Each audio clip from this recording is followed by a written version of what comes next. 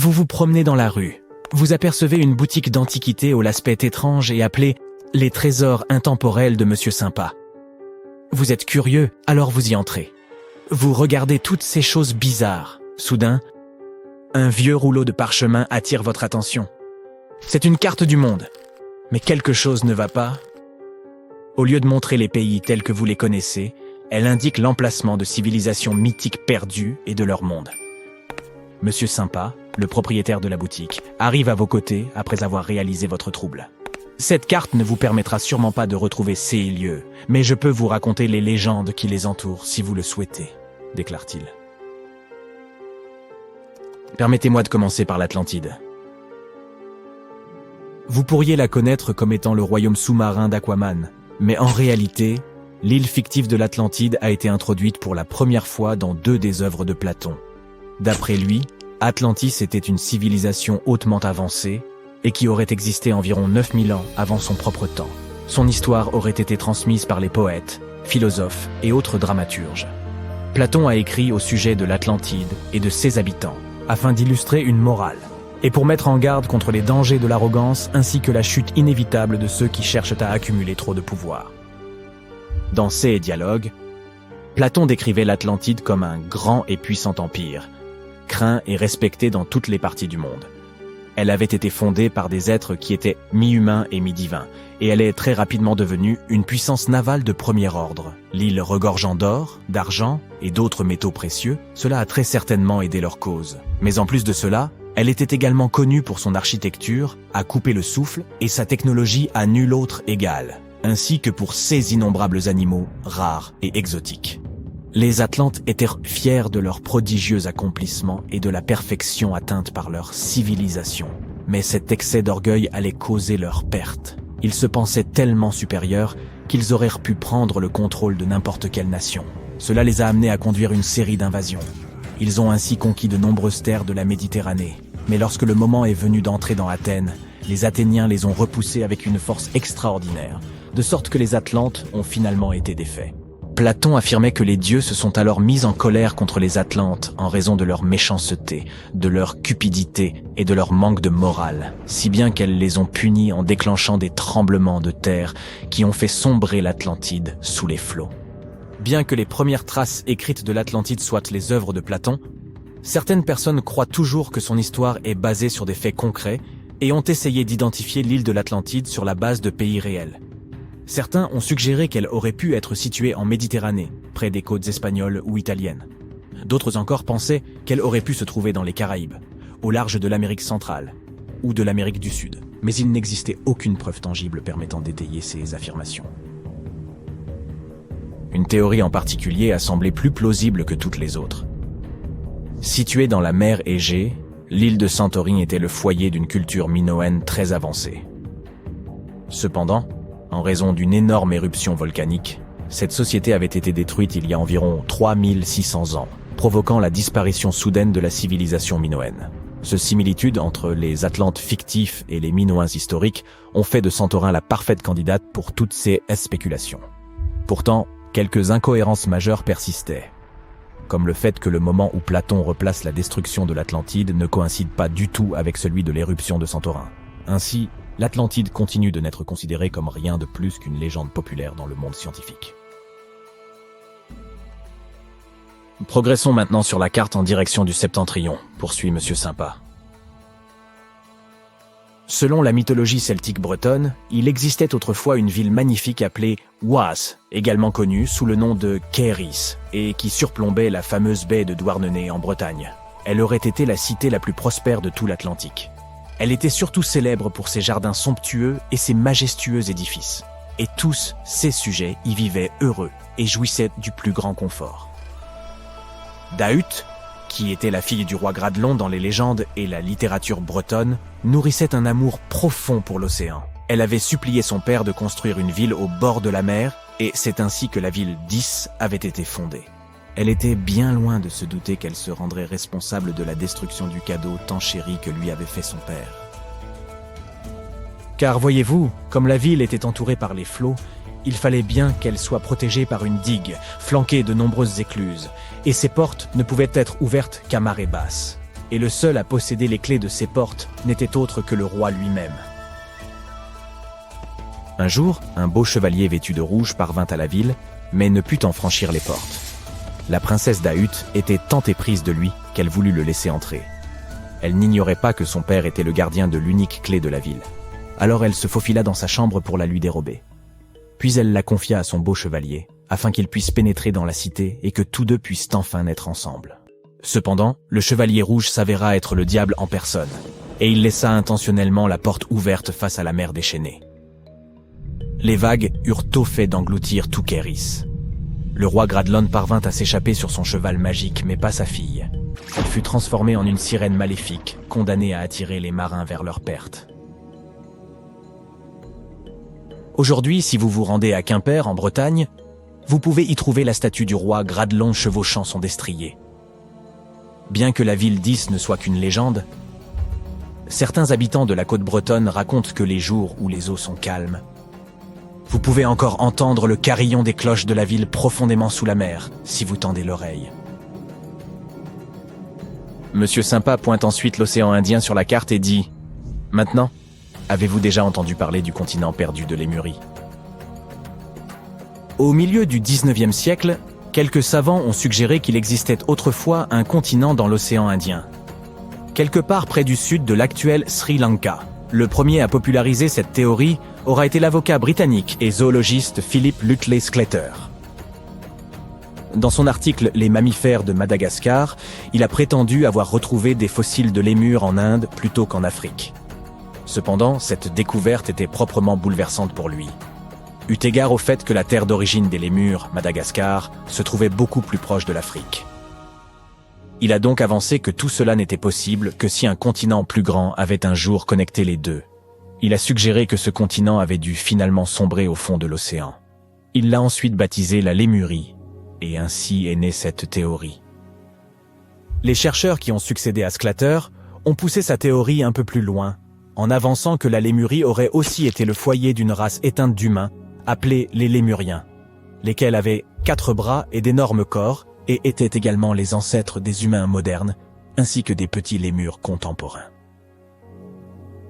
Bien entendu, au fur et à mesure que de nouvelles découvertes scientifiques ont été faites sur la tectonique des plaques, l'évolution des espèces et l'étude de l'ADN, les théories concernant le continent fictif de Lémurie ont été réfutées. La dernière terre de légende sur notre carte est Agartha, annonce Monsieur Sympa. Prenant ses racines dans le mysticisme oriental, une légende raconte qu'il existerait un royaume répondant au nom d'Agartha, et qui se trouverait profondément enfoui sous la surface de la Terre. C'est là que les 4 coins du monde seraient reliés par des chemins et des tunnels. On murmure qu'il existerait une entrée secrète vers Agartha, cachée dans le désert de Gobi, et qu'elle aurait été construite par les Agarthiens eux-mêmes en utilisant une technologie si avancée qu'elle ne pourrait pas être détectée par nous autres, les gens de la surface. Selon certaines croyances, Agartha existerait pour contrebalancer l'énergie du monde du dessus. Alors que nous vivons dans un état de précipitation et d'émotions exacerbées, ce monde sous nos pieds en serait l'exact opposé. D'aucuns affirment même que ceux qui ont échappé à la destruction de l'Atlantide se seraient réfugiés ici pour continuer leur vie au cœur de la Terre. Et pourtant, d'autres pensent qu'il s'agirait en réalité d'une contrée grouillante de toutes sortes de monstres. Mais il n'y a pas lieu d'avoir peur, puisque la science moderne a prouvé que le noyau terrestre était tout sauf creux, mais plutôt une boule de fer solide surchauffée. Vous pouvez donc d'ores et déjà annuler vos projets de voyage vers le centre de la Terre. Merci, Monsieur Sympa. Nous ne qualifierions pas cette île de mystique sans les récits décrivant les géants qui l'habitent. L'île de Gozo, située à Malte, sert de toile de fond à une légende ancienne. Malte, nation insulaire nichée dans la mer Méditerranée, au sud de l'Europe, occupe une position stratégique exceptionnelle. Au fil de son histoire, elle a été gouvernée par de nombreuses civilisations, parmi lesquelles les Phéniciens, les Grecs, les Romains et les Carthaginois. Par une nuit glaciale, il y a plusieurs millénaires, un fermier aperçut le ciel virer à l'orange, puis au rouge, avant d'entendre un bruit sourd retentir. Bien que le sol tremblât légèrement, il ne s'agissait pas d'un séisme. En scrutant la forêt, il distingua une silhouette colossale, plus haute que les arbres. Approchant avec précaution, il réalisa qu'il s'agissait d'une femme, une géante, qui se présenta sous le nom de Sansuna. Contrairement aux terribles géants décrits dans de nombreux récits, Sansuna ne nourrissait aucune intention de détruire l'humanité. Bien au contraire, elle se montrait bienveillante et généreuse. Elle révéla aux fermiers que son peuple pouvait aider à défendre leurs terres contre les envahisseurs. Les habitants furent intrigués par cette proposition, d'autant plus que, située sur une route commerciale stratégique, Malte était fréquemment la cible d'invasions. La légende raconte que Sansuna s'installa à Malte et ne tarda pas à se mettre à l'œuvre. Mais son travail ne consistait pas en de simples tâches. Elle transportait des monolithes gigantesques sur son épaule pour édifier un temple monumental appelé Gantija, signifiant la tour des géants. Elle accomplissait cet exploit tout en portant, sur l'autre épaule, son enfant, mi-humain, mi-géant. Selon certains récits, Sansuna se nourrissait exclusivement de haricots et de miel, bien que d'autres substituent le miel par de l'eau. Ce qui prête à sourire, c'est que Malte, malgré sa modeste taille, 10e plus petit pays au monde, aurait été la terre d'accueil de géants. Allez comprendre. Le temple évoquait un immense jeu de Tetris, certaines pierres atteignant le poids impressionnant de 20 éléphants. Ces blocs monolithiques sont si massifs que les spécialistes estiment qu'il aurait fallu la force conjointe de 50 hommes pour en soulever un seul. Aussi captivante que soit cette histoire, les humains n'ont jamais prouvé l'existence réelle des géants, rendant ce récit hautement improbable. Certains textes anciens mentionnent brièvement une espèce de géant appelé Nephilims. Ces derniers auraient été des colosses terrifiants, responsables de nombreux ravages sur Terre, avant de disparaître au moment du déluge. Cependant, aucune preuve tangible de leur existence n'a jamais été découverte, jusqu'à l'apparition d'un élément intrigant. L'archéologie maltaise a mis au jour plusieurs découvertes étonnantes au fil des années, dont l'une des plus marquantes est connue sous le nom de crâne de l'hypogée. Ce terme, d'origine grecque, signifie « souterrain ». Ce site extraordinaire fut découvert au cours de la première décennie du XXe siècle, lorsqu'un appel urgent parvint au directeur du Musée national de Malte. Des ossements remarquables avaient été déterrés par accident, nécessitant son expertise immédiate. L'hypogée se présentait comme une véritable ville souterraine, composée de labyrinthes et de salles réparties sur plusieurs niveaux. Ces structures avaient été taillées dans un calcaire similaire à celui utilisé pour les temples maltais situés en surface. L'hypogée regorgeait de précieuses reliques et d'artefacts inestimables. Les chercheurs ont rapidement établi que l'hypogée servait de lieu de dernier repos pour les habitants de l'époque. Parmi les découvertes figuraient de nombreux ossements, squelettes et surtout des crânes. Ces derniers n'étaient pas des crânes humains classiques, mais appartenaient à la catégorie dite allongée. Plus intriguant encore, ces crânes ont été dissimulés au public pendant de nombreuses années, alimentant des spéculations et donnant naissance à une multitude de théories. Cette découverte a constitué un tournant pour l'archéologie maltaise, même si les scientifiques se sont retrouvés démunis face à cette énigme. Certains se sont interrogés sur l'origine de ces crânes, se demandant s'ils étaient naturels ou avaient été altérés, en sachant que certaines cultures utilisaient des techniques de déformation crânienne. D'autres chercheurs ont évoqué des hypothèses plus audacieuses, allant des petits hommes gris aux géants légendaires. Certains suggèrent même que ces crânes allongés pourraient être des sculptures dédiées à des divinités venues d'ailleurs. Faute de preuves pour confirmer ces théories, une question demeure. Qui étaient réellement les bâtisseurs des temples mégalithiques de Malte? Examinons les faits établis par les scientifiques. Les temples mégalithiques de Malte se dressent depuis 3500 ans avant notre ère, ce qui les rend encore plus anciens que les pyramides d'Égypte. La véritable énigme réside dans le fait que ces édifices aient été érigés bien avant l'apparition de l'écriture. Pourtant, leur construction nécessitait des compétences technologiques avancées que l'on peine à expliquer.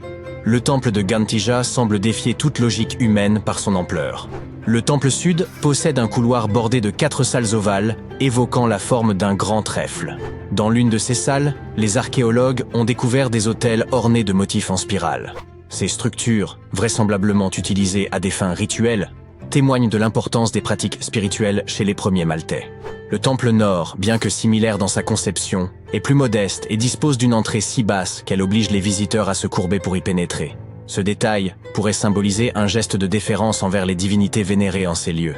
Il est difficile de ne pas s'interroger sur les raisons mystérieuses qui ont poussé ces bâtisseurs à créer un temple d'une telle envergure. Peut-être ont-ils enrôlé l'un dragon de Daenerys pour déplacer ces monolithes? Bien sûr, il ne s'agit que d'une plaisanterie. Mais saviez-vous que les célèbres portes de Medina, à Malte, avaient servi de décor pour Port-Réal dans l'épisode 3 de la première saison de Game of Thrones? Quoi qu'il en soit, revenons aux géants. La théorie selon laquelle ces lieux avaient une vocation rituelle a gagné en crédibilité lorsque les archéologues ont mis au jour des figures énigmatiques surnommées les Dames Grasses. Ces petites statues, au corps rond et au visage reflétant une grande joie de vivre, semblent-tu témoigner d'un certain hédonisme. Ces statues rappellent étrangement une version miniature de Sunsuna, la géante évoquée précédemment. Les scientifiques estiment qu'elles figuraient probablement le bien-être et la prospérité. Leur existence atteste non seulement des compétences artisanales avancées des anciens Maltais, mais aussi de l'intentionnalité de leur construction et de leurs créations artistiques.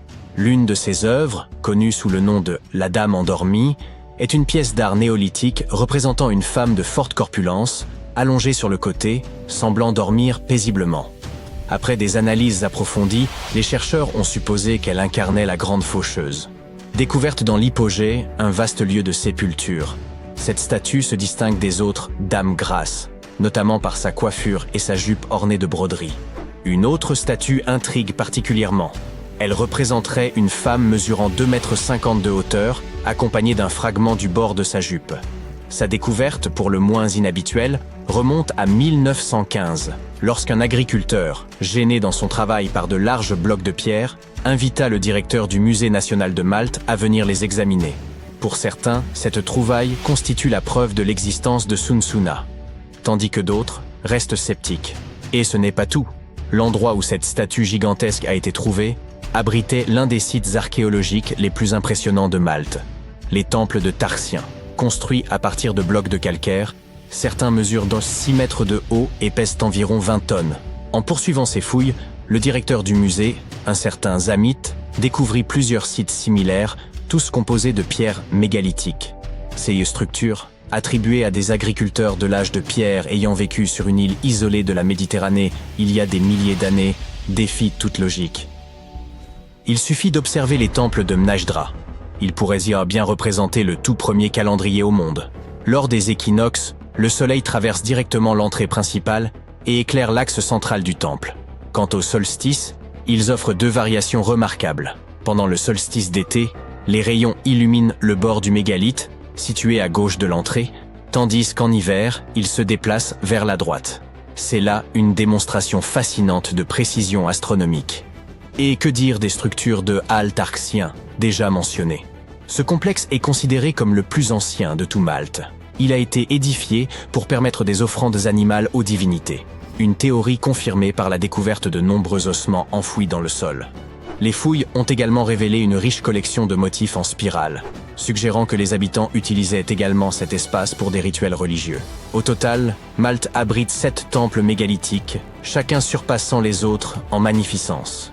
Les archéologues poursuivent leurs recherches, espérant percer leur mystère, comme cela se fait encore pour les pyramides d'Égypte, les cités mayas disparues d'Amérique, ou d'autres sites énigmatiques à travers le monde. Lorsque vous évoquez vos projets de voyage à Tristan da Cunha, il est fort probable que vos amis ignorent totalement l'emplacement de cette île lointaine. Rien d'étonnant à cela. Tristan da Cunha est reconnu comme l'archipel habité le plus reculé de la planète. La terre peuplée la plus proche, Sainte-Hélène, se trouve à environ 2400 km. L'île de Tristan da Cunha ne compte actuellement que 229 habitants. Dans une communauté aussi restreinte, chacun est soit le cousin, soit l'oncle, ou peut-être simplement l'ami de quelqu'un. Mais une chose est certaine, tout le monde se connaît. Il n'y a pas plus de 10 noms de famille sur l'île, correspondant à seulement 10 lignées différentes. Rejoindre cette île relève d'une véritable épopée. Aucun aéroport n'y est présent, rendant le voyage exclusivement maritime.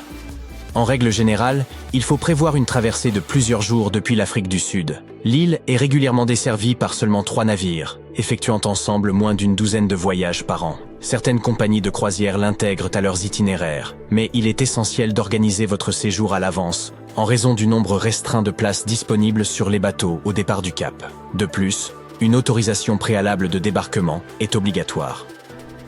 Bien que l'île ne dispose pas d'hôtels classiques, plusieurs maisons d'hôtes sont à votre disposition, et il est même possible de loger chez l'habitant. Les locaux vous offriront un hébergement confortable, 3 repas quotidiens et des services de blanchisserie.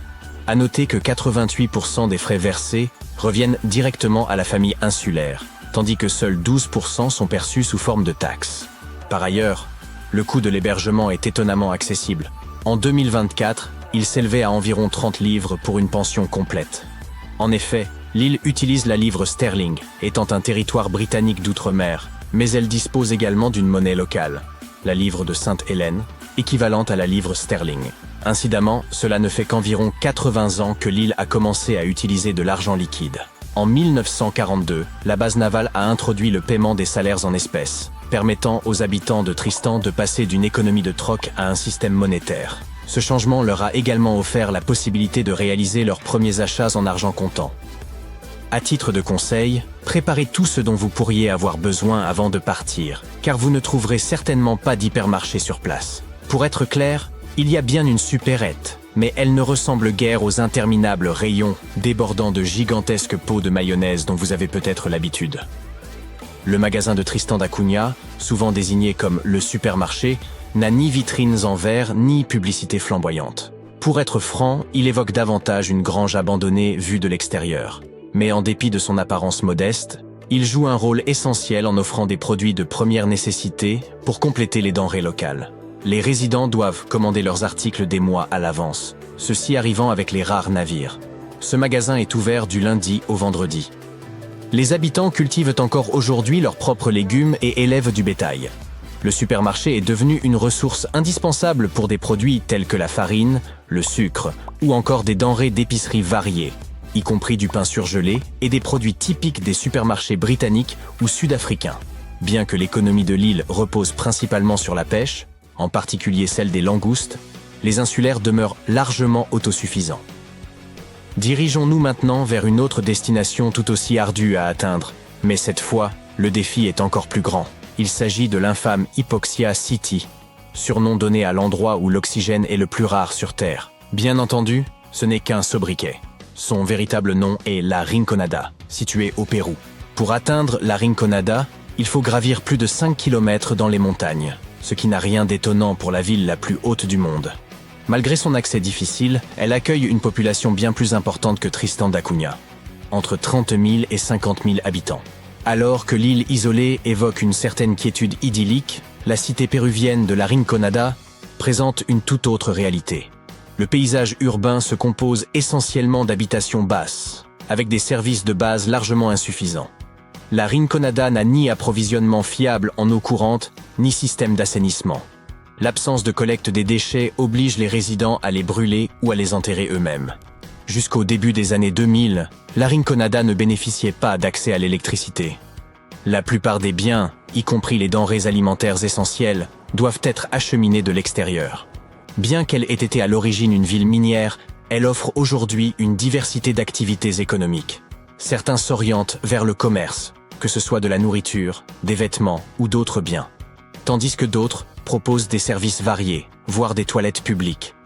D'un point de vue architectural, la Rinconada a très peu à offrir. Le paysage est dominé par des cabanes précaires en tôle ondulée, souvent instables et rongées par la rouille. Ce choix de matériaux repose avant tout sur des considérations pratiques. Ces tôles métalliques sont légères et faciles à transporter jusqu'aux glaciers par les mineurs. Hélas, ces habitations n'offrent aucune isolation adéquate, exposant leurs occupants au froid glacial, quoique la laine des moutons locaux, réputée pour ses propriétés isolantes, soit disponible. Quelques maisons en pierre, plus robustes, existent, mais restent rares, et sont principalement occupées par des mineurs plus fortunés. Si l'architecture de la Rinconada laisse à désirer, ces panoramas, eux, sont à couper le souffle. Depuis presque chaque point de la ville, il suffit de lever les yeux pour admirer la Bella Durmiente, ou Belle au bois dormant, un glacier majestueux qui domine le paysage.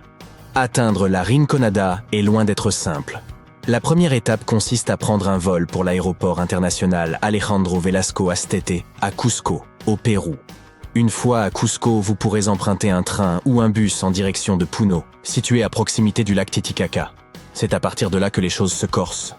Pour monter jusqu'à la Rinconada, il faut souvent compter sur l'autostop ou trouver un véhicule en direction des montagnes. Il existe peut-être quelques bus, mais ils ne suivent aucun horaire précis. Si vous êtes aventureux, vous pouvez louer une voiture. Mais attention, les routes sont souvent accidentées et difficiles à parcourir. Un peu de prudence est donc indispensable pour cette expédition. Contrairement à Tristan da Cunha, qui a adopté l'argent liquide dans les années 40, la Rinconada s'appuie peu sur la monnaie. Son économie repose presque exclusivement sur les mines d'or, qui sont non surveillées, non réglementées et souvent très dangereuses. Les mineurs travaillent selon un système de cacoreo.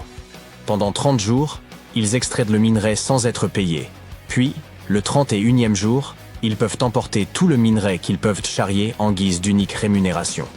La Rinconada ne dispose pas de banque, mais plusieurs agences de transfert d'argent permettent aux mineurs d'envoyer de l'argent à leur famille.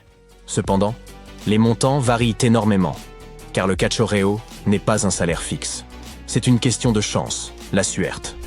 Notre prochaine destination est le Svalbard, une terre qui pourrait paraître inhospitalière en raison de son climat rigoureux. Pourtant, ses habitants accueillent tout le monde avec chaleur et sans formalité. Aucun visa n'est nécessaire pour visiter ou même travailler sur place.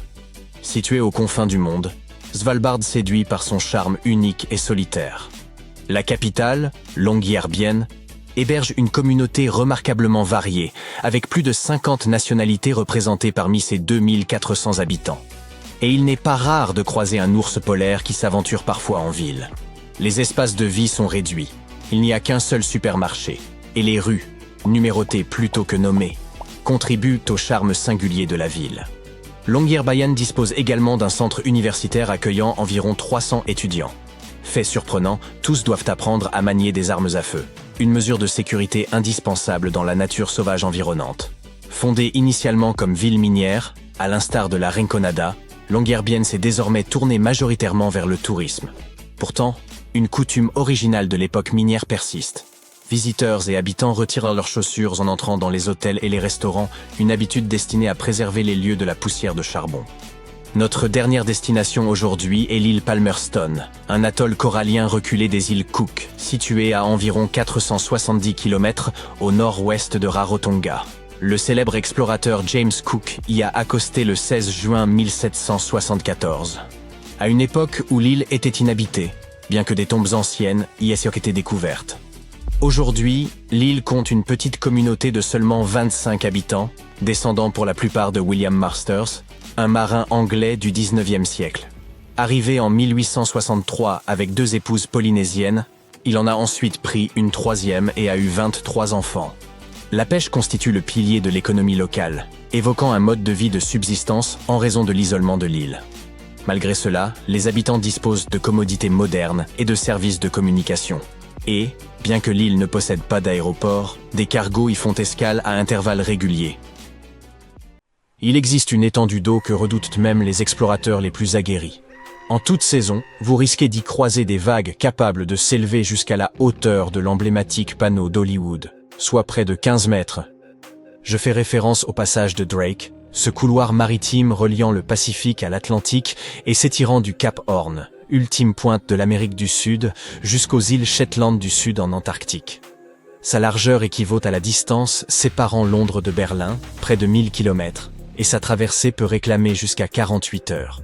Certains marins estiment que cette traversée revient presque à voyager vers la Lune, tant l'épreuve se révèle exigeante. Même son découvreur, Sir Francis Drake, n'osa jamais s'y aventurer, jugeant ces eaux trop périlleuses et préférant le détroit de Magellan, plus paisible, quoique plus long. Ce passage a englouti près de 20 000 marins et plus de 800 navires. Les voyageurs désireux d'apercevoir l'Antarctique l'empruntent aujourd'hui régulièrement, bien qu'il demeure fréquemment qualifié de traversée océanique la plus effrayante au monde. La péninsule antarctique, destination privilégiée des voyageurs, ne constitue pas réellement une partie intégrale du continent. Elle s'avance vers l'Amérique du Sud, telle une main dont 2 doigts semblent donc presque se rejoindre. Entre ces terres opposées, les eaux se resserrent, générant de puissants courants marins. Ce passage relève du courant circumpolaire antarctique, le plus vaste courant océanique de la planète. L'eau se rue à travers ce passage à un débit oscillant entre 95 et 150 millions de mètres cubes par seconde, ce qui accentue encore sa turbulence. S'y ajoutent des vents qui soufflent d'ordinaire d'ouest en est et qui se renforcent puissamment entre les latitudes de 40 à 60 degrés. C'est pour cette raison que ces régions portent les noms évocateurs de 40e rugissant, 50e hurlant et 60e déferlant. Les terres freinent les vents, d'où l'affaiblissement des tempêtes frappant l'Irlande et le Royaume-Uni lorsqu'elles progressent vers l'est. Or, la latitude de Drake est l'unique zone où les vents peuvent circuler librement autour du globe sans rencontrer la moindre barrière terrestre, ce qui les pousse à accélérer sans relâche. Ces vents puissants engendrent alors d'immenses vagues capables de heurter violemment les navires, atteignant généralement 4 à 5 mètres de haut, bien davantage que celles de l'Atlantique. Le passage de Drake recèle également des montagnes sous-marines invisibles depuis la surface. Le courant se contracte en traversant cet étroit goulot, projetant des lames d'eau contre ces reliefs engloutis. Ces vagues internes génèrent des tourbillons qui ramènent vers le haut des eaux glaciales issues des profondeurs. Ainsi, le tumulte ne se limite pas à la surface. Il règne jusqu'aux strates les plus basses.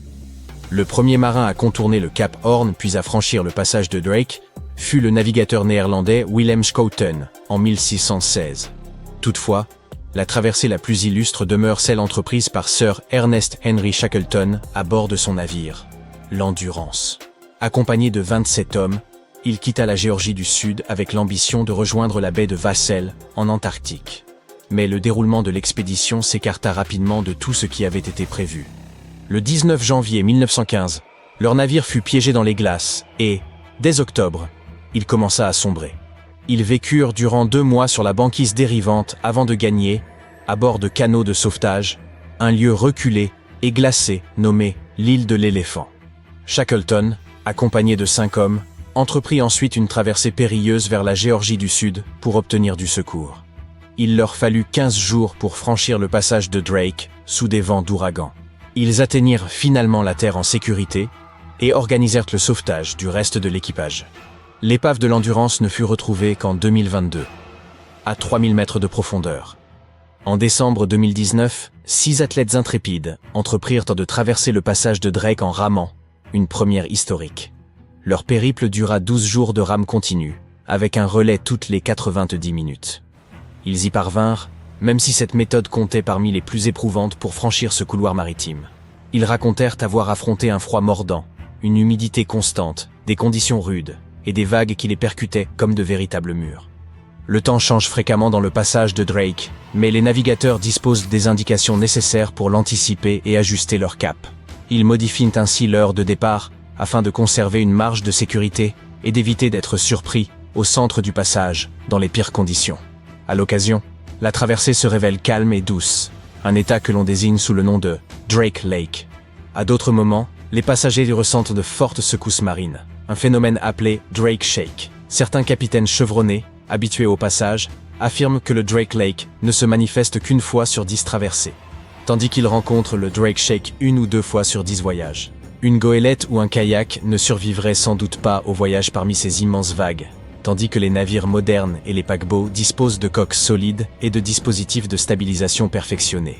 Le trajet n'est donc plus si périlleux, même s'il demeure une aventure éprouvante pour quiconque souffre du mal de mer. Si vous ne souhaitez pas courir de risques tout en voulant passer du Pacifique à l'Atlantique par voie maritime, et ce de la manière la plus rapide, le canal de Panama constitue alors l'option idéale. Dès le XVIe siècle, on songea à créer un passage maritime à travers l'isthme, lorsqu'un explorateur espagnol constata qu'une simple bande de terre séparait les 2 océans. Toutefois, la présence de montagnes et d'une jungle impénétrable rendait l'entreprise irréalisable, et le projet dut patienter quelques siècles. Ce ne fut qu'en 1880 que la France, guidée par l'ingénieur responsable du canal de Suez, entreprit de construire l'ouvrage. Les équipes découvrirent rapidement que la tâche dépassait largement ce que laissait imaginer une carte. Le Panama figurait parmi les terrains les plus hostiles et dangereux pour creuser une voie navigable. Les ouvriers devaient déplacer d'imposantes masses rocheuses au cœur d'une jungle infestée de serpents, écrasée par une chaleur étouffante et des pluies interminables. Durant la saison humide, les pluies torrentielles transformaient les rivières en rapides furieux et détrempaient les ouvriers. Il arrivait qu'ils passent 15 jours sans apercevoir le soleil, leurs vêtements restant perpétuellement mouillés. De lourds blocs de roches se détachaient, tandis que de minuscules moustiques porteurs de malaria accablèrent les équipes.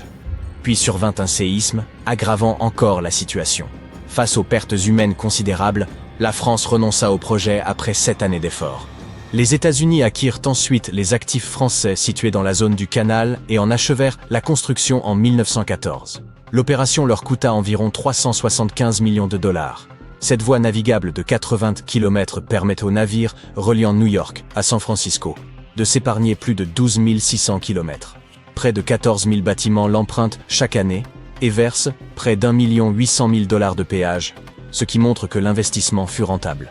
Un autre passage difficile dans cette région du monde est le fleuve Amazone. Long d'environ 6900 km, il traverse 3 pays et irrigue un bassin où vivent plus de 30 millions de personnes. Pourtant, aucun pont ne l'enjambe. Les nombreuses zones marécageuses et les sols instables exigeraient des ouvrages d'une longueur considérable et des fondations extrêmement profondes, ce qui rendrait tout projet particulièrement coûteux. Construire des ponts au-dessus d'eau profonde demeure ardu, même si, ailleurs, les ingénieurs peuvent avoir recours à des plateformes flottantes. Le tracé du fleuve et son niveau varient fortement au fil des saisons. Durant la période sèche, de juin à novembre, sa largeur oscille entre 3 et 9 km. Mais pendant la saison humide, de décembre à avril, le fleuve peut atteindre 48 km de large et son niveau monter d'une quinzaine de mètres. Ces fluctuations empêchent donc l'installation de ponts flottants ou de pontons. Les rives du fleuve sont composées de terre meuble qui se déplacent et s'érodent selon les saisons, ce qui complique davantage encore toute construction. Il faudrait un projet véritablement exceptionnel pour surmonter l'ensemble de ces défis. Heureusement, nul besoin urgent ne justifie aujourd'hui l'édification d'un pont sur l'Amazone, le fleuve traversant surtout des zones peu habitées, où les routes majeures à relier demeurent peu nombreuses. Si tout s'était déroulé conformément au plan initial, vous ne reconnaîtriez pas le Washington Monument aujourd'hui. Son concepteur, Robert Mills, souhaitait créer un bâtiment de type temple, avec 30 hautes colonnes de pierre et des statues de personnages importants de l'histoire américaine. Il y prévoyait également une statue de George Washington à cheval, ainsi qu'un obélisque de style égyptien de 183 mètres de haut.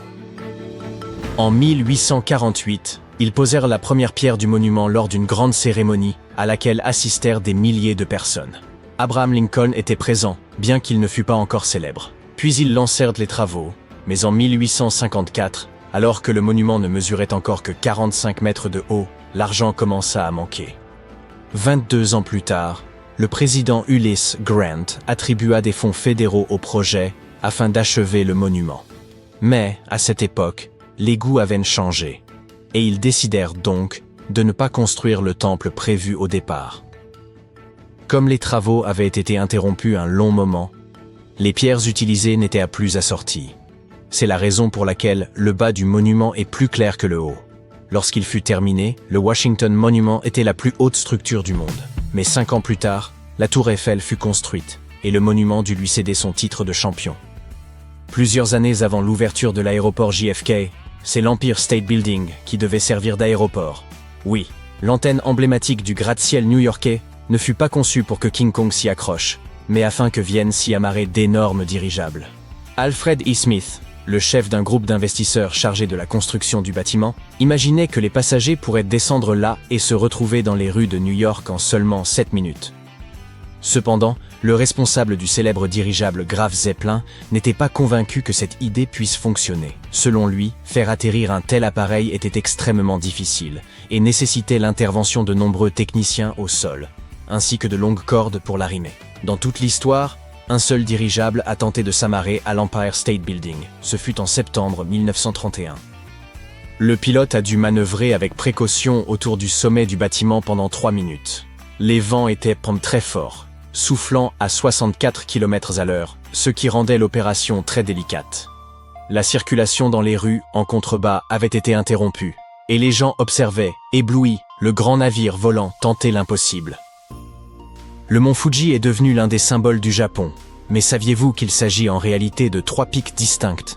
Une légende raconte que le mont Fuji fut créé en une nuit lors d'un tremblement de terre en 286 avant notre ère, mais les géologues pensent qu'il est beaucoup plus ancien. Le premier des sommets a commencé à se former il y a environ 700 000 ans. 2 anciennes montagnes font partie des fondations du Fuji. Il y a environ 100 000 ans, un nouveau pic s'est formé au sommet de celle-ci. Le volcan que nous voyons aujourd'hui a commencé à se former il y a environ 10 000 ans. Comparé à d'autres volcans, on le considère encore comme assez jeune, et même s'il est actif, sa dernière éruption remonte à plus de 300 ans.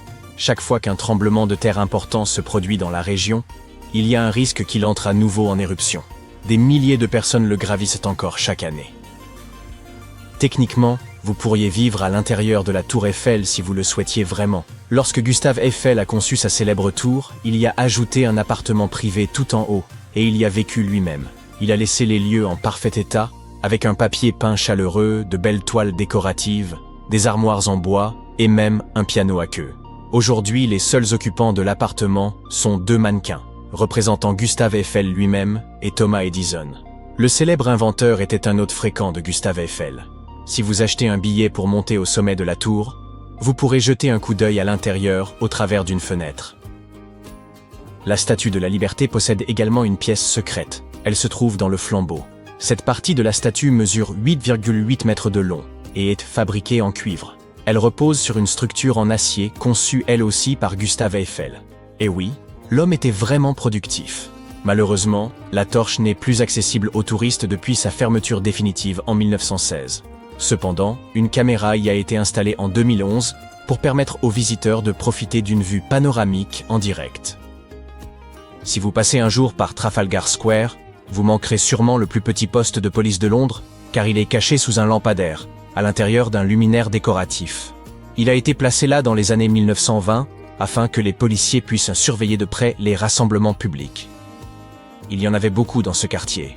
Certains disent même que le petit poste était relié directement à Scotland Yard. Il sert aujourd'hui de local d'entretien. Il n'y a donc plus grand-chose à y voir à part quelques balais.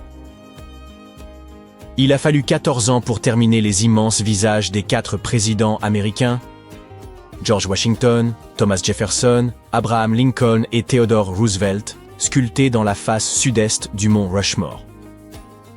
Si les archives sont exactes, il existe une salle secrète inachevée derrière la tête d'Abraham Lincoln. Elle devait accueillir la salle des archives et être ouverte au public. On y aurait conservé des artefacts et des documents importants de l'histoire américaine, tels que la Déclaration d'indépendance et la Constitution. 1 an après le début des travaux, les autorités décidèrent qu'il était plus important de terminer les portraits des présidents et supprimèrent le financement de la salle. Elle ne fut donc jamais achevée, et les visiteurs du mont Rushmore ne peuvent pas la voir. Le Passetto di Borgo est un passage secret qui relie la cité du Vatican à une forteresse voisine appelée Castel Sant'Angelo. Longue d'environ 800 mètres, il a été construit au XIIIe siècle. Il était destiné au pape. En cas de danger, il pouvait ainsi s'échapper du Vatican, et il a bien servi à cette fin au moins 2 fois dans l'histoire. Une statue de Léonard de Vinci située à l'aéroport Fiumicino Leonardo da Vinci de Rome a été dévoilée pour la première fois en 1960. Lors de récents travaux de rénovation, l'un des ouvriers a fait une découverte mystérieuse. Il a trouvé un petit trou au milieu de la statue, à environ 9 mètres de hauteur. Après l'avoir dégagé avec précaution, les ouvriers ont trouvé 2 parchemins à l'intérieur. Le premier document, rédigé en latin classique, racontait l'histoire de la zone qui abrite aujourd'hui l'aéroport. L'autre contenait une liste des personnes qui avaient assisté à l'inauguration de la statue. Il existe un immense réseau de catacombes sous la ville de Paris. Il s'étend sur environ 280 km. C'est l'un des plus grands cimetières au monde et seuls les touristes courageux sont autorisés à en visiter une petite partie. Cependant, certaines personnes parviennent à y pénétrer par des passages interdits pour y organiser des pique-niques et des fêtes, voire y créer des entreprises. Par exemple, un cinéma doté d'un restaurant et d'un bar souterrain. Les forces de l'ordre qui l'ont découvert pensent qu'il a dû être construit par une société secrète. Celui qui l'a aménagé a essayé de dissimuler son entrée en la faisant passer pour un chantier. Un détecteur de mouvement déclenchait une caméra vidéo, et tous ceux qui entraient étaient pris sur le fait. Ensuite, un aboiement était diffusé afin d'effrayer les intrus. Ceux qui étaient au courant du subterfuge pénétraient ensuite dans une salle de cinéma souterraine avec des rangées de sièges creusés directement dans la pierre, un grand écran et un projecteur, comme dans un cinéma classique. Les experts se sont étonnés que l'électricité fonctionne aussi bien sous terre, et une équipe est revenue pour vérifier. Mais à leur retour, tout avait disparu. Les lignes électriques avaient été coupées et les objets emportés. Il ne restait qu'une note disant « N'essayez pas de nous trouver ». La plus grande découverte accidentelle que j'ai faite de ma vie était un billet de 10 € retrouvé dans ma vieille veste d'hiver. Certaines personnes ont plus de chance, cependant. Elles découvrent des villes souterraines datant de plusieurs siècles, ou font des inventions qui les transforment en millionnaires. Le velcro est né d'une simple balade en forêt. Les cornflakes de Kellogg's ont été inspirés par une dent cassée, et la pâte Play-Doh a sauvé un empire commercial de la faillite par pur hasard. En 1998, l'ingénieur électricien John Williams a fait une étrange découverte qui ressemblait à une prise électrique émergeant du sol. En creusant autour, il a remarqué qu'elle était encastrée dans un petit rocher. Cette découverte a eu lieu dans une zone rurale d'Amérique du Nord, loin de toute zone urbaine ou industrielle, de tout aéroport et de toute installation électrique. Cette pièce électronique encastrée dans un solide bloc de granit a été baptisée énigmalite et est évaluée à 500 000 $. Certains scientifiques sont sceptiques quant à son authenticité, la considérant plus comme un canular qu'un artefact laissé par des visiteurs extraterrestres, comme le soutient Williams. Toutefois, le découvreur de cette roche est déterminé à prouver qu'il s'agit bien d'un vestige technologique, peut-être même d'une vraie prise. Si ce n'est pas un canular, cette petite découverte pourrait constituer une preuve que les humains, ou une autre civilisation du passé, étaient bien plus avancés que nous ne l'avions imaginé. Ils auraient ainsi pu trouver un moyen d'acheminer l'électricité bien avant les humains du 19e siècle. Williams a invité les scientifiques à examiner sa découverte sans endommager la roche pour déterminer sa véritable nature, mais personne ne s'est porté volontaire. Williams a consulté un ingénieur et un géologue, qui ont tous deux confirmé qu'il n'y avait aucune trace de colle sur le composant électronique. Il n'a pas non plus été soudé, ce qui indique qu'il est aussi vieux que la roche elle-même, datée d'environ 100 000 ans selon une analyse géologique. Le docteur John Kellogg avait une philosophie axée sur un mode de vie biologique, comprenant de l'exercice régulier, des massages, beaucoup d'eau, l'abandon des mauvaises habitudes, peu de caféine et pas du tout de viande. À la fin du 19e siècle, il a pris la direction d'un institut de santé dans le Michigan. Il a un jour concocté un mélange de farine, d'avoine et de semoule de maïs. Convaincu que la cuisson des grains entiers à haute température les rendrait plus digestes et plus sains, il a cuit le mélange 2 fois. Initialement, il en avait fait des biscuits, mais un patient s'est cassé les dents dessus. Ensuite, il a décidé de les briser en petits morceaux. Il est difficile de déterminer exactement comment les cornflakes de Kellogg's sont nés, car il existe de nombreuses versions de l'histoire. La femme de Kellogg, Ella, ainsi que son frère Will, prétendent tous deux avoir joué un rôle dans la création des fameux flocons, tout comme plusieurs autres membres de la famille et du personnel de l'établissement. La légende de la compagnie voudrait qu'un jour de 1898, de la pâte de céréales à base de blé ait été laissée de côté trop longtemps, fermentant au cours du processus. Lorsqu'elle a été finement étalée, la pâte légèrement moisie s'est transformée en ces parfaits, grands et fins flocons qui sont devenus croustillants et délicieux au four. Au fil des années, Will Kellogg a continué à modifier la recette et a réalisé que le maïs, et non le blé, produisait des flocons encore plus croustillants et savoureux. Sa marque, Kellogg's Corn Flakes, est devenue une entreprise à plusieurs milliards de $. Un jour, l'ingénieur suisse Georges de Mestral est allé se promener avec son chien et est revenu avec un concept qui s'avérerait plus tard révolutionnaire.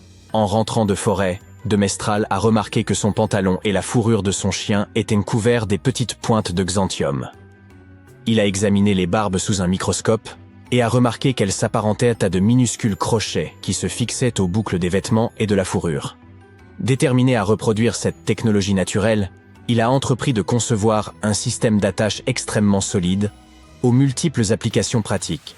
Après plusieurs années de recherche et d'expérimentation avec différents matériaux, il a finalement opté pour le nylon.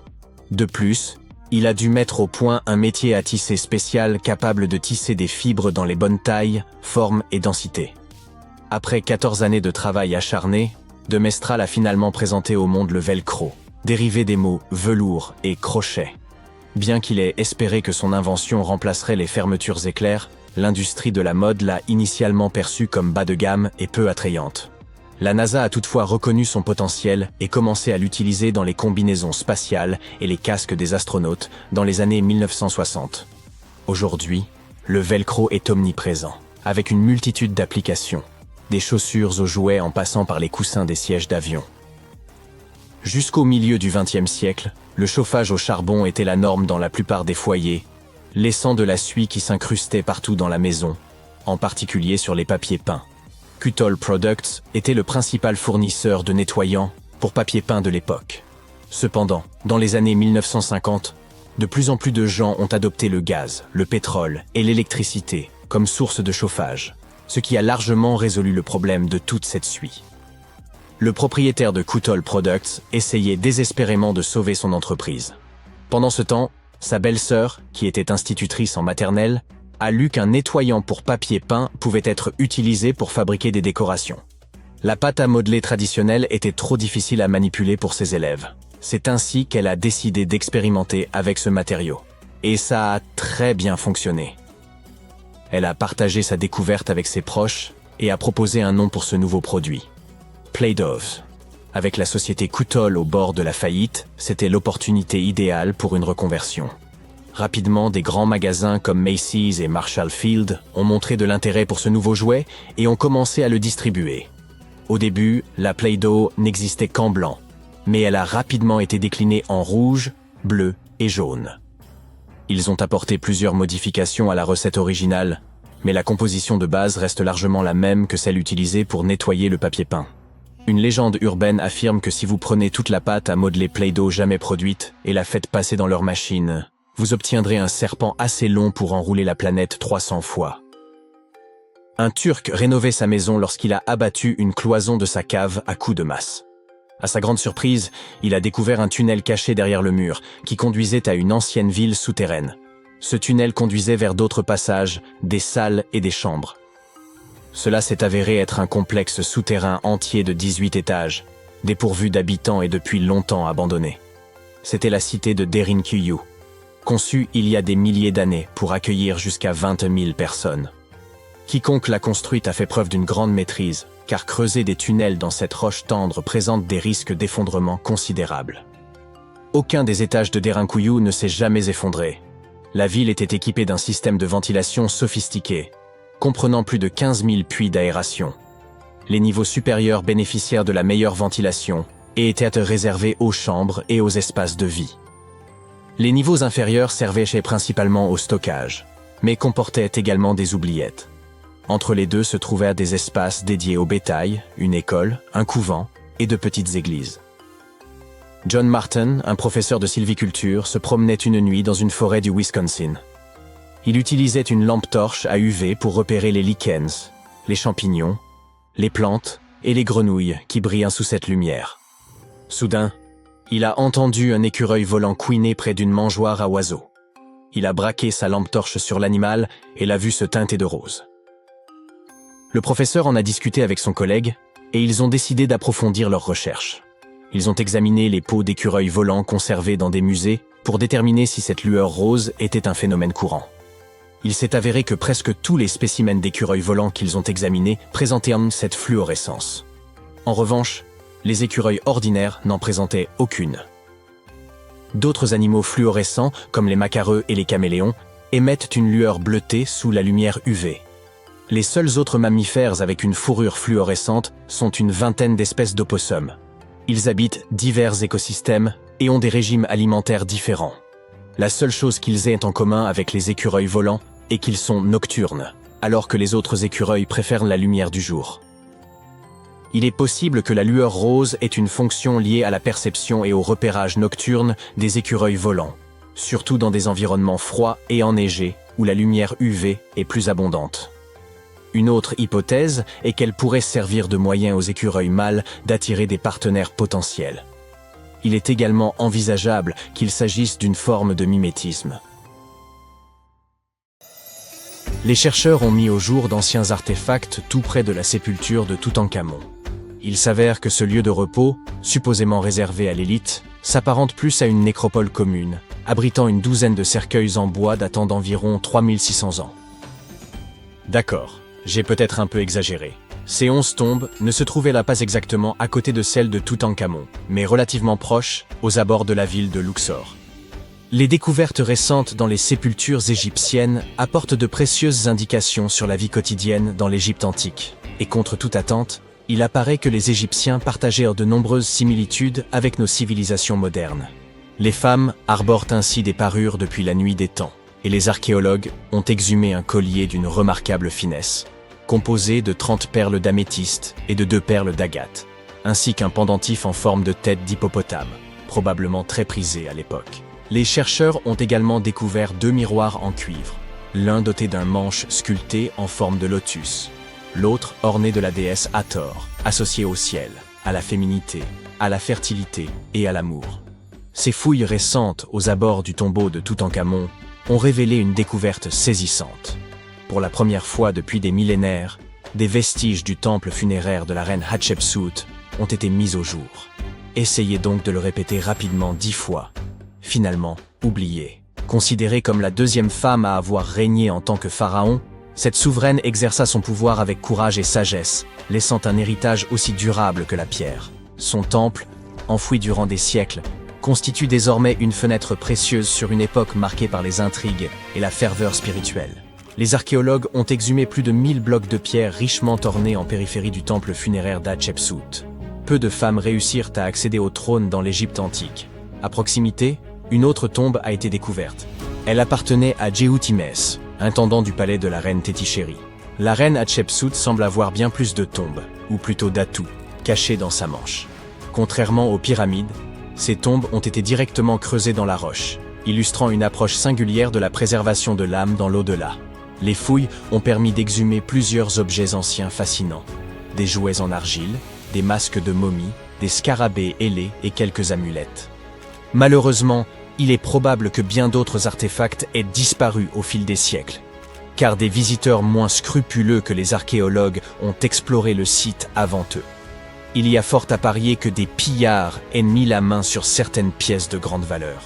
Pourtant, ils ont laissé derrière eux quelques vestiges intéressants pour les chercheurs, notamment des poteries destinées aux offrandes de pain et de viande, ainsi que des arcs, suggérant un lien entre les propriétaires de ces tombes et l'armée égyptienne. En parlant de protection de l'âme, elle est bien plus essentielle qu'on ne pourrait le croire, surtout lorsqu'on se promène aux abords de Luxor à la recherche de secrets enfouis. Vous n'êtes pas du genre à craindre la malédiction de Toutankhamon, n'est-ce pas ? Laissez-moi vous raconter ce qui est arrivé à ceux qui l'ont bravé, mais n'allez pas tout prendre au pied de la lettre. Pendant des années, certains égyptologues, en particulier ceux qui prêtaient foi au paranormal, ont été convaincus qu'une malédiction pesait sur les découvertes liées à Toutankhamon. Cette croyance prenait racine dans la mort brutale et inexpliquée de plusieurs membres de l'équipe ayant exhumé son tombeau en 1922.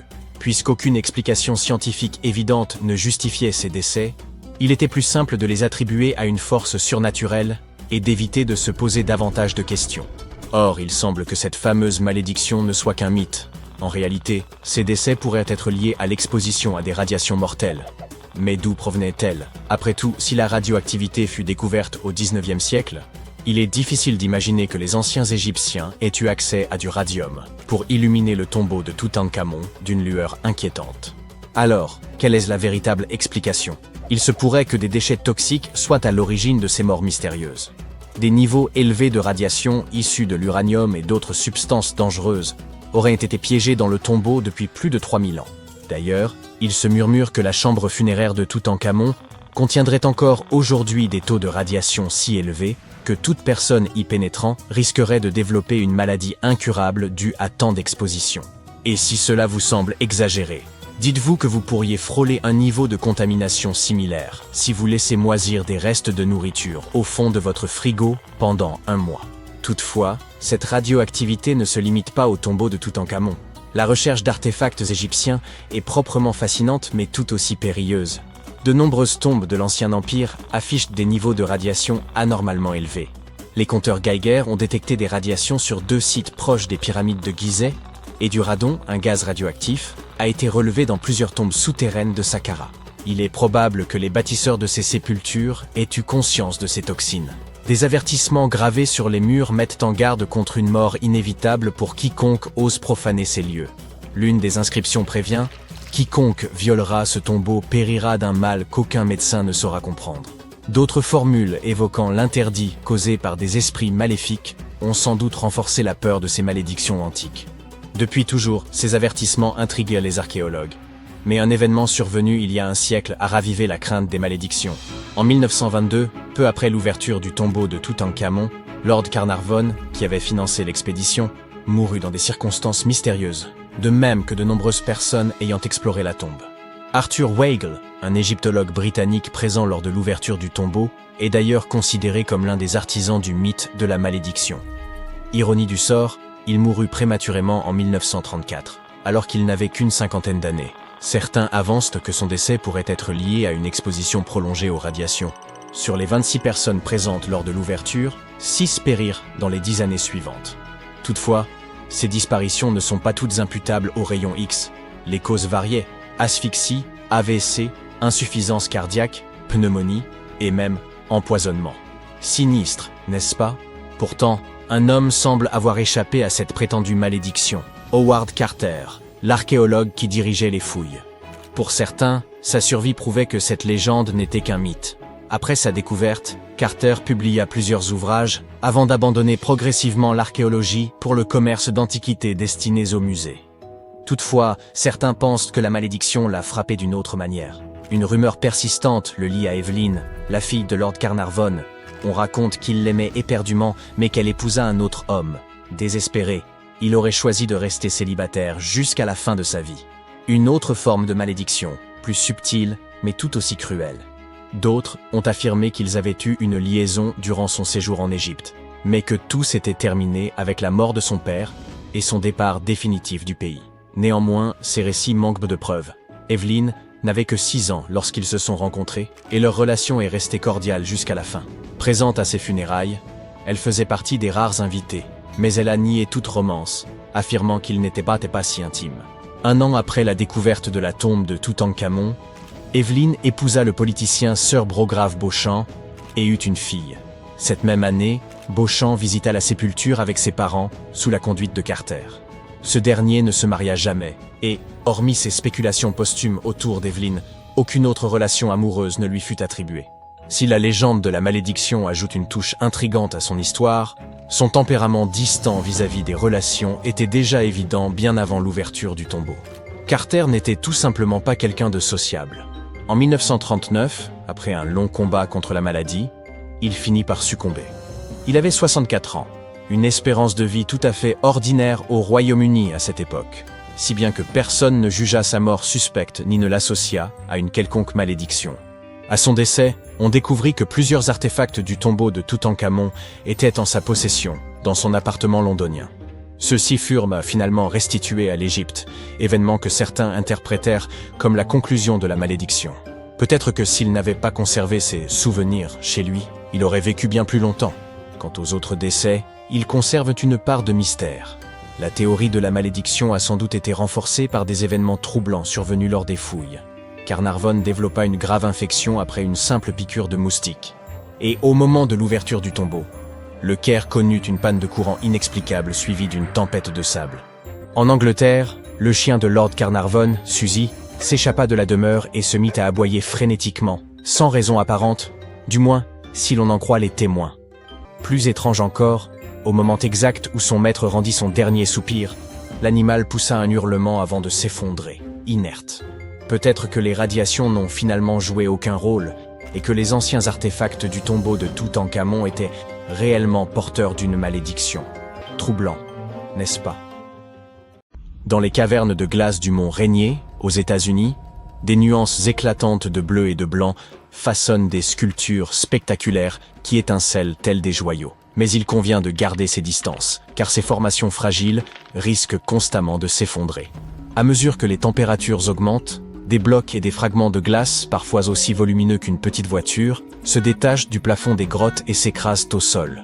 Les explorateurs doivent aussi composer avec un danger d'hypothermie, pris entre un air glacial et une eau de fonte encore plus froide s'écoulant du champ de neige. Comme la fonte s'intensifie au fil des heures, les grottes deviennent encore plus périlleuses dans l'après-midi. Si vous plongez dans l'étrange étendue d'eau de Plura, en Norvège, puis nagez sous terre sur environ 500 mètres, vous déboucherez sur une vaste grotte aux teintes vives, où le calcaire et le marbre sculptent des passages sinueux et escarpés. Si vous êtes un plongeur amateur, pratiquant ce sport par loisir, votre exploration pourra s'arrêter là.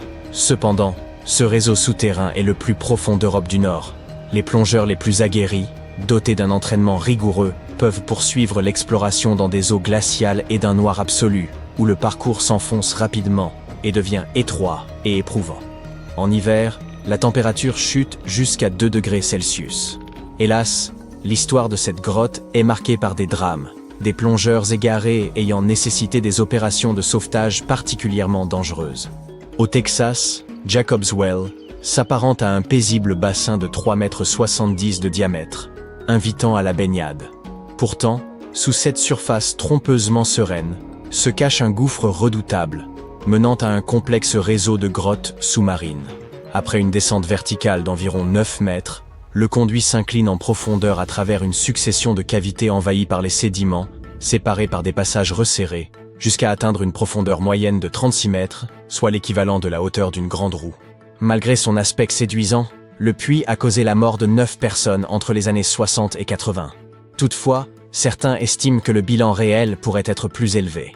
C'est pourquoi ces profondeurs obscures et mystérieuses demeurent parmi les sites de plongée les plus périlleux des États-Unis.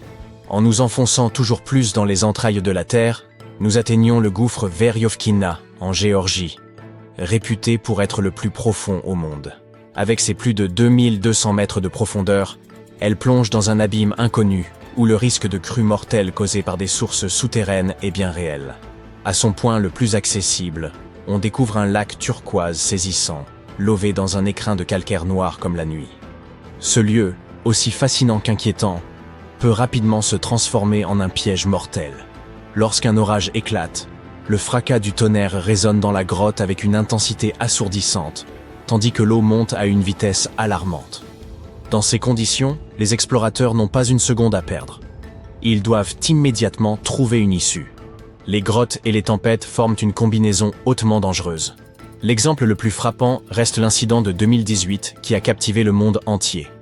12 jeunes membres d'une équipe de football junior, accompagnés de leur entraîneur, sont partis explorer une cavité naturelle dans la province de Chiang Rai, en Thaïlande. À vélo, ils ont gravi les collines boisées pour atteindre la grotte de Tham Luang. Insouciants, ils se sont engouffrés dans la grotte avec pour seule lumière leur lampe torche, persuadés de n'y rester qu'1 heure. Mais ils n'en sont ressortis que 14 jours plus tard. Peu après leur entrée, des pluies torrentielles se sont déversées, submergeant une partie du réseau souterrain, condamnant leur issue et les emprisonnant dans les profondeurs. C'est ainsi que le monde entier a pris la mesure du danger que représente la grotte de Tham Luang. Les grottes de Kitum, situées au cœur du parc national du mont Elgon, au Kenya, figurent parmi les cavités les plus redoutées au monde. Leurs parois sont striées d'entailles qui, à première vue, évoquent le travail de mineurs en quête de pierres précieuses ou de métaux rares. Pourtant, il s'est avéré que ces marques singulières étaient l'œuvre d'éléphants qui viennent y extraire le sel de sodium contenu dans la roche. Mais si cette particularité intrigue, elle n'est pas ce qui rend ces grottes véritablement inquiétantes. Elles sont en effet tristement célèbres pour avoir servi de foyer à certains des virus les plus meurtriers de l'histoire humaine. Par mesure de précaution, mieux vaut s'en tenir éloigné. Au Mexique, la mine de Naica dévoile un spectacle saisissant où d'immenses cristaux s'élèvent majestueusement au-dessus des visiteurs. Ce paysage presque irréel ne se limite pas à une prouesse visuelle. Il baigne également dans une chaleur suffocante, les températures pouvant grimper jusqu'à 54 degrés. De surcroît, l'humidité ambiante oscille entre 90 et 99%, rendant l'atmosphère encore plus oppressante.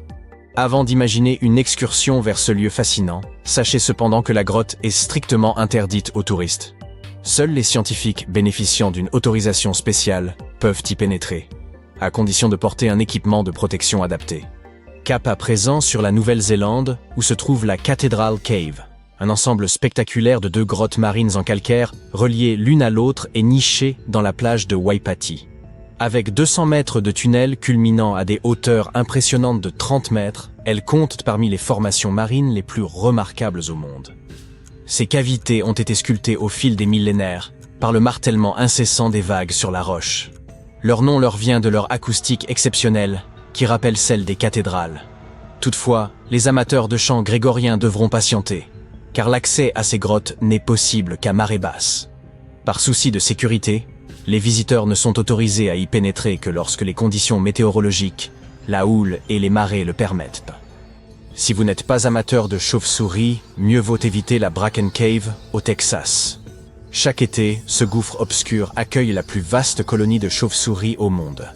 Pas moins de 20 millions de chauves-souris Molocidae du Mexique y trouvent refuge entre mars et octobre. Ceux qui osent s'approcher décrivent un spectacle fascinant. Un véritable ballet aérien où des millions de chauves-souris émergent en vagues parfaitement synchronisées sans jamais se heurter.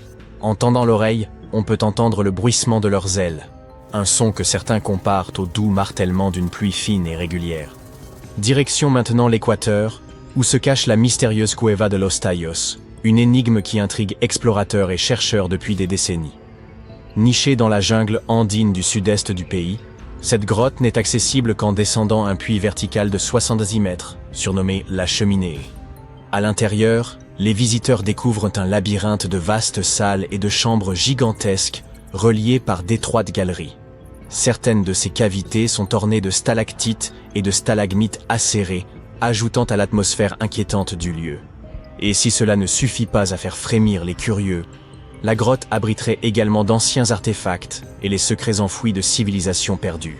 Selon certaines théories, elle comporterait une bibliothèque métallique composée de plaques d'or gravées relatant une histoire inconnue de l'humanité. D'autres avancent que les tunnels, trop réguliers pour être naturels, auraient été façonnés par une civilisation ancienne, voire avec l'aide d'une technologie extraterrestre. Ces rumeurs ont attisé la curiosité de nombreux chercheurs, au point d'attirer Neil Armstrong, oui, l'astronaute, dans une expédition visant à en percer les mystères. Pourtant, malgré toutes ces explorations, la Cueva de los Tallos conserve jalousement ses secrets. Tout comme la Cueva de los Tallos, la dernière grotte de notre sélection n'est pas particulièrement dangereuse, mais elle ne manquera pas de vous donner des frissons. Il suffit de jeter un œil à ce mur de pierre intégralement recouvert d'empreintes de mains. Ce qui semble tout droit sorti d'un film d'horreur est en réalité la Cueva de las Manos, en Argentine.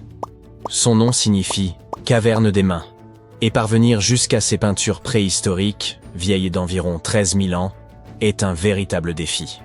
Les voyageurs les plus téméraires doivent affronter une randonnée d'1 heure et demie à travers un terrain escarpé pour atteindre le site.